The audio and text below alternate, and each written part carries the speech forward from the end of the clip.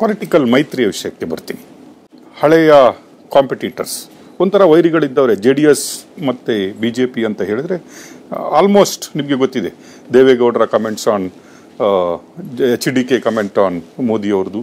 ಈಗ ಹೊಸ ಮೈತ್ರಿ ಸಂಬಂಧ ಹೌ ಇಟ್ ಎಫೆಕ್ಟ್ಸ್ ಈ ಎಲೆಕ್ಷನಲ್ಲಿ ಕಾಂಗ್ರೆಸ್ಗೆ ಎಷ್ಟು ಎಫೆಕ್ಟ್ ಆಗಿ ನೋಡಿ.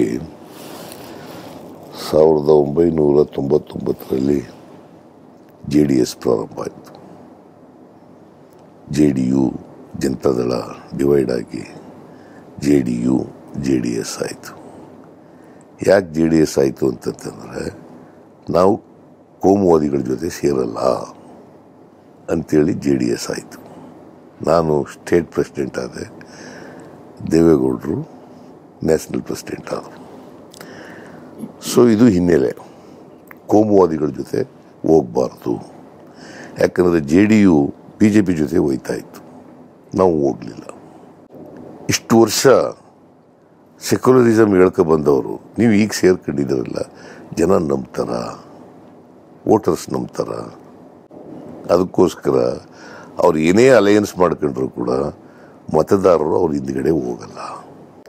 ಯಾರಿಗೆ ಸೆಕ್ಯುಲರಿಸಮ್ನಲ್ಲಿ ನಂಬಿಕೆ ಇಟ್ಕೊಂಡಿದ್ದಾರೆ ಅವರೆಲ್ಲರೂ ಕೂಡ ಅವ್ರಿಗೆ ವಿರುದ್ಧವಾಗಿ ಹೋಗ್ತಾರೆ. ಸೊ ಹಾಗಾಗಿ ಅವರು ಅಲಯನ್ಸ್ ಮಾಡ್ಕೊಂಡಿರೋದು ಕೂಡ ಒಂದು ರೀತಿಯಲ್ಲಿ ಅನ್ಹೋಲಿ ಅಲಯನ್ಸ್, ಅಪವಿತ್ರ ಮೈತ್ರಿ. ಜನ ನಂಬಲ್ಲ ಅದನ್ನು. ಸೊ ಅದರಿಂದ ನಮಗೆ ಕಾಂಗ್ರೆಸ್ ಪಕ್ಷಕ್ಕೆ ಅದರಿಂದ ಅಡ್ವಾಂಟೇಜ್ ಇದೆ. ಅಲಯನ್ಸನ್ನು ಒಪ್ಪದೇನೆ ನಮಗೆ ಓಟ್ ಹಾಕ್ತಾರೆ. ಎಲ್ಲೋ ಸಿದ್ದರಾಮಯ್ಯ ಅವರ ರಾಜಕೀಯ ದುರಹಂಕಾರವನ್ನು ಇಳಿಸಬೇಕು ಅನ್ನುವ ಸ್ಟೇಟ್ಮೆಂಟನ್ನು ಕೊಡ್ತಾರೆ. ಅಹಂಕಾರ ಇದೆ ಅವರಿಗೆ, ಅದನ್ನು ಇಳಿಸಬೇಕು ಈ ಸಲ ಅಂತ ಸ್ಟೇಟ್ಮೆಂಟನ್ನು ಕೊಡ್ತಾರೆ. ಏನಂತೀರಿ? ಕೆಲವರಿಗೆ ನೇರವಾಗಿ ಮಾತಾಡೋದು ಇದೆಯಲ್ಲ, ಸತ್ಯ ಹೇಳೋದು ಇದೆಯಲ್ಲ, ಅದೇ ಅಹಂಕಾರವಾಗಿ ಕಾಣ್ತದೆ.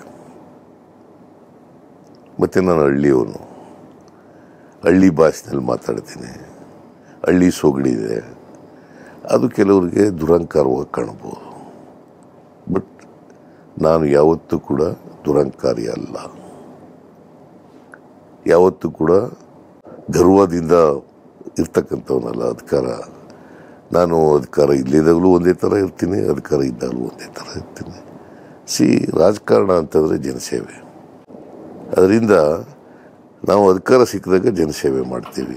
ಅಧಿಕಾರ ಇಲ್ಲದಾಗಲೂ ಕೂಡ ಜನರ ವಿರೋಧ ಪಕ್ಷದಲ್ಲಿ ಇದ್ಕೊಂಡು ಕೂಡ ಜನರ ಪರವಾಗಿ ಧ್ವನಿ ಎತ್ತಕ್ಕಂಥ ಕೆಲಸ ಮಾಡ್ತೀವಿ.